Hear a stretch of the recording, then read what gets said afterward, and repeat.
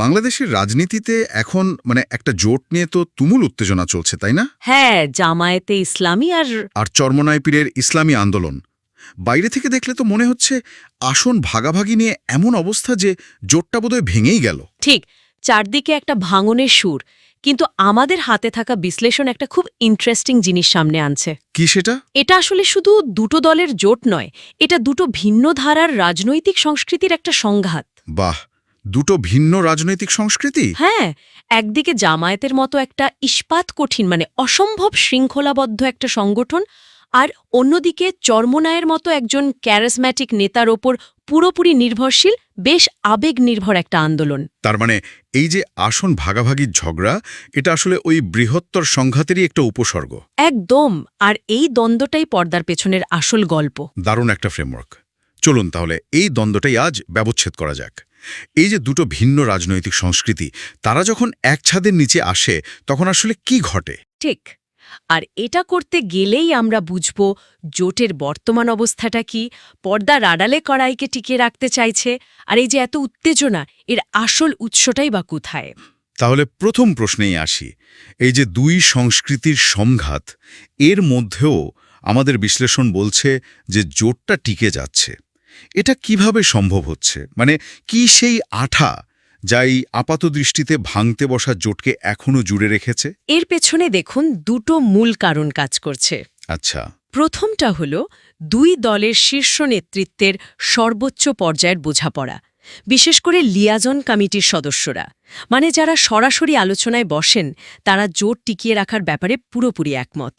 বাইরের এই কোলাহল তারা ভেতরে ঢুকতে দিচ্ছেন না। একদমই না। আচ্ছা, শীর্ষ নেতৃত্ব একমত, এটা না হয় বুঝলাম, কিন্তু দ্বিতীয় কারণটা কি?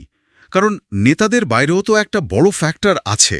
দ্বিতীয় এবং সম্ভবত আরও শক্তিশালী কারণটা হল সমর্থকদের প্রচণ্ড একটা মনস্তাত্ত্বিক চাপ।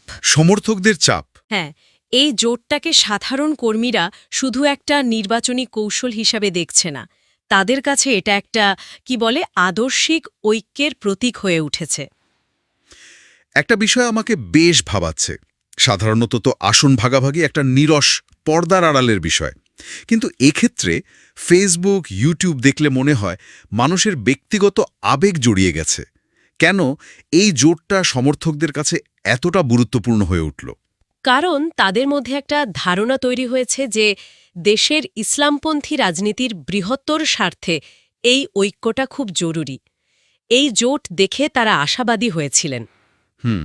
তাই এখন যখন ভাঙনের গুঞ্জন উঠছে, তখন দেশ বিদেশ থেকে সমর্থকরা ফোন করে, মেসেজ পাঠিয়ে নেতাদের উপর এক ধরনের চাপ তৈরি করছেন। আর একবার স্বপ্ন দেখানোর পর সেটা ভেঙে দিলে রাজনৈতিকভাবে বিশ্বাসযোগ্যতার যে সংকট তৈরি হয়, সেটা কাটিয়ে ওঠা খুব কঠিন। তার নেতাদের জন্য জোট টিকিয়ে রাখাটা এখন আর ঐচ্ছিক কোনো বিষয় নয়, এটা একটা রাজনৈতিক বাধ্যবাধকতা হয়ে দাঁড়িয়েছে। একদম, চাইলে এখন আর তারা পিছু হটতে পারবে না। জনগণের এই আবেগকে সম্মান না দেখালে একটা গণরোষের মুখে পড়ার ঝুঁকিও থেকে যায়। বেশ, তাহলে শীর্ষ নেতৃত্ব আর সমর্থকদের চাপ, এই দুয়ের জোরে জোটটা টিকে আছে। যদি তাই হয়, তাহলে পর্দার আড়ালে কোন কোন নেতা এই ঝড়ের মুখে হাল ধরে আছেন? মূল কারিগর কারা? ভেতরের খবর অনুযায়ী এই জোটকে টিকিয়ে রাখার পেছনে মূল ভূমিকা পালন করছেন দুজন ব্যক্তি। আচ্ছা। প্রথমজন হলেন পীর সাহেব চরমোনাই, মুফতি সৈয়দ রেজাউল করিম। তার কৌশলটা খুবই ইন্টারেস্টিং। কিরকম? তিনি সম্পূর্ণ নীরবতা পালন করছেন।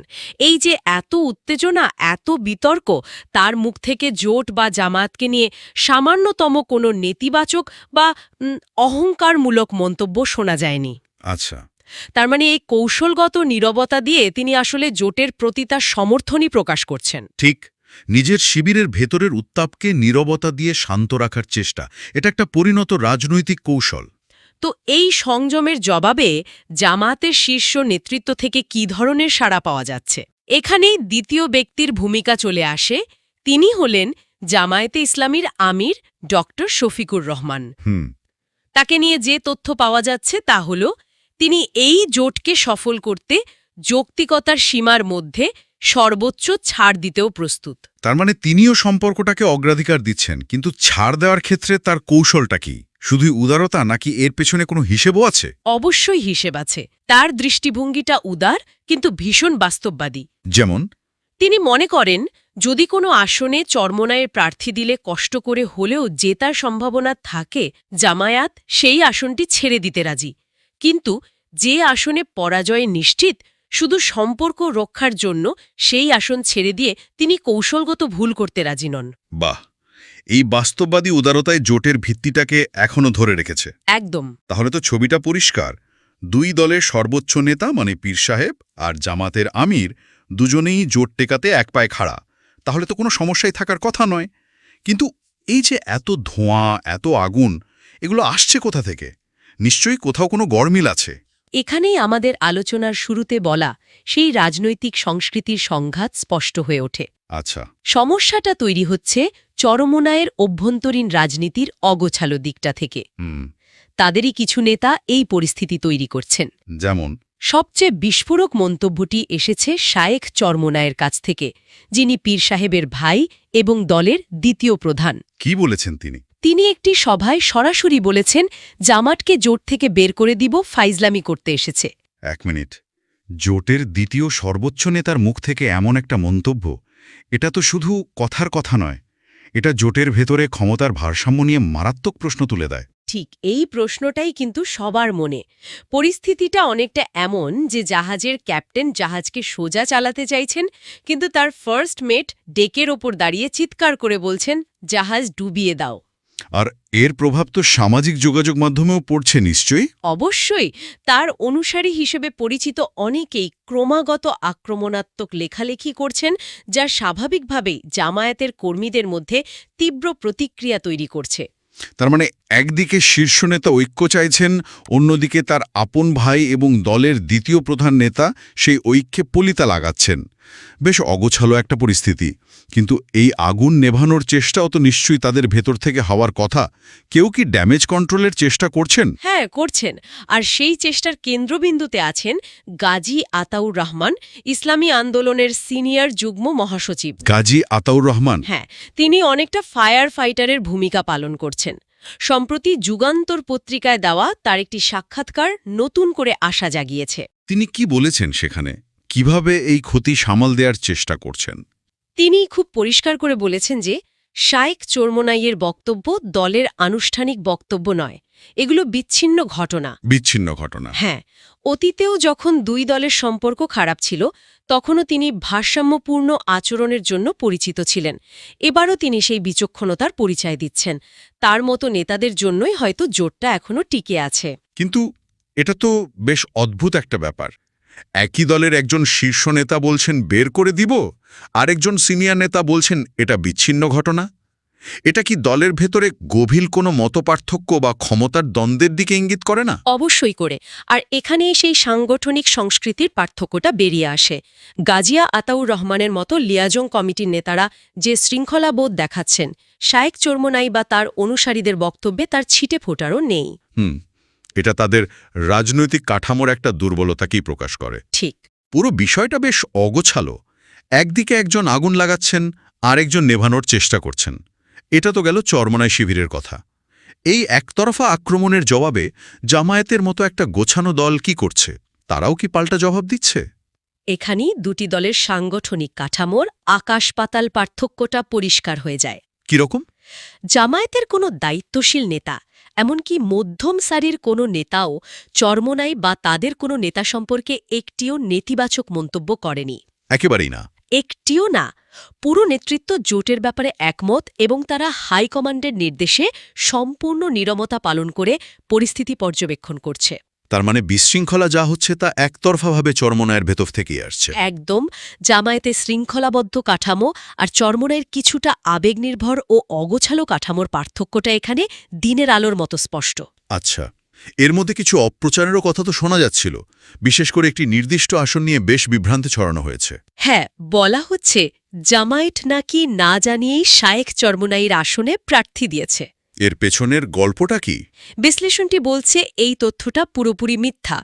জাতীয় পার্টি থেকে সদ্য চরমোনাইতে যোগ দেওয়া গোলাম মছিরের মতো কিছু নেতা এই অপপ্রচারটি চালাচ্ছেন। তাহলে সত্যটা কি?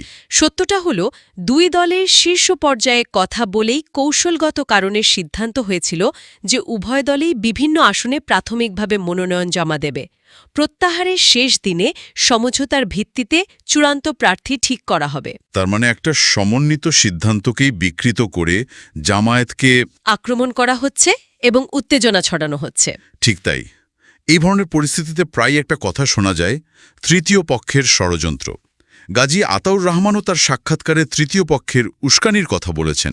নিশ্চয়ই এমন পক্ষ আছে যারা চায় না এই জোট হোক, কিন্তু যখন ঘরের ভেতর থেকেই শীর্ষ নেতারা উস্কানিমূলক কথা বলেন, তখন শুধু তৃতীয় পক্ষকে দায়ী করাটা কতটা যৌক্তিক? হ্যাঁ, বিশ্লেষণটি ঠিক এই মৌলিক প্রশ্নটাই তুলেছে। পক্ষ তো সুযোগ তখনই পায় যখন ঘরের ভেতর থেকেই কেউ দরজাটা আলগা করে দেয়। এখানে তো প্রায় খুলেই দেয়া হয়েছে। যখন জামায়াতের নেতারা পুরোপুরি চুপ। ঠিক তখন শায়েক চরমোনাইয়ের মতো নেতারাই যদি প্রকাশ্যে উস্কানিমূলক কথা বলেন, তখন দায়টা শুধু তৃতীয় পক্ষের ওপর চাপানো যায় না। তাহলে সবকিছু মিলিয়ে আমরা যা বুঝলাম তা হল, বাইরে থেকে জামায়াত চরমোনাই জোটকে যতটা ভঙ্গুর আর টলমলে মনে হচ্ছে, ভেতর থেকে শীর্ষ নেতৃত্বের চেষ্টায় এর ভিত্তিটা তার চেয়ে অনেক বেশি শক্ত। হ্যাঁ, পীর সাহেবের নীরবতা, জামায়াতের আমিরের কৌশলগত উদারতা এবং গাজী আতাউর রহমানের মতো নেতাদের ড্যামেজ কন্ট্রোলের চেষ্টায় জোটটি আপাতত টিকে যাচ্ছে। তার মানে বিশৃঙ্খলা এবং আক্রমণাত্মক বক্তব্য যা আসছে তা মূলত চরমোনাইয়ের একটি অংশের অপরিপক্ক রাজনৈতিক আচরণের ফল। একদম। কিন্তু দুই দলের মূল নেতৃত্বই সম্পর্কটা টিকিয়ে রাখতে বদ্ধপরিকর। তাই সব জল্পনা কল্পনার অবসান ঘটিয়ে আমরা বলতেই পারি এই জোট ভাঙছে না। আজকের এই গভীর আলোচনা থেকে একটা বিষয়ে শ্রোতাদের ভাবার জন্য রেখে যেতে চাই। এই পুরো ঘটনায় আমরা দেখলাম জামায়াতের মতো একটি ক্যাডার ভিত্তিক শৃঙ্খলাবদ্ধ দলের সাংগঠনিক সংস্কৃতি এবং চরমোনাইয়ের মতো একজন ক্যারিশম্যাটিক নেতার ওপর নির্ভরশীল একটি আন্দোলনের অভ্যন্তরীণ কাঠামোগত সংস্কৃতির পার্থক্য কতটা প্রকট। খুবই বড় একটা পার্থক্য। একদিকে ইস্পাতের মতো কাঠামো, অন্যদিকে অনেকটাই আবেগ আর ব্যক্তির ওপর নির্ভরশীলতা। এই মুহূর্তের সংকট হয়তো তারা কাটিয়ে উঠবে, কিন্তু প্রশ্ন হল, দীর্ঘমেয়াদী পথ চলায় এই দুই ভিন্ন প্রকৃতির রাজনৈতিক শক্তির কাঠামোগত ভিন্নতা ভবিষ্যতে আর কি নতুন চ্যালেঞ্জ তৈরি করতে পারে? আদর্শিক মিল থাকার পরও সাংগঠনিক ডিএনএর এই পার্থক্য কি শেষ পর্যন্ত তাদের এক পথে চলতে দেবে? এটা একটা বড় প্রশ্ন, যার উত্তর হয়তো ভবিষ্যতই বলে দেবে।